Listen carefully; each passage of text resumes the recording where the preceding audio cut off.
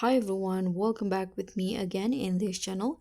On today's tutorial, I'm going to show you how you can get this chic garden hairstyle in Berry Avenue.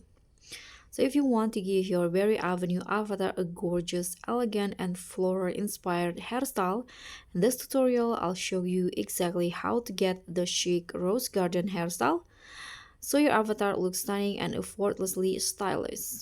So let's start by going to the avatar in here, and then you can just search for the body option. Click on the menu, tap on body and choose the hair.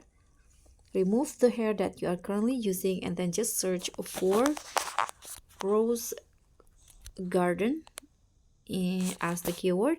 Tap on search, and here you'll find a lot of options, but I'm suggesting you to use the first one in the first rows in here to get this chic rose garden looks. You can just choose the color that you think fits with your skin tone. Tap on done, and this is the final look for the rose garden hairstyle.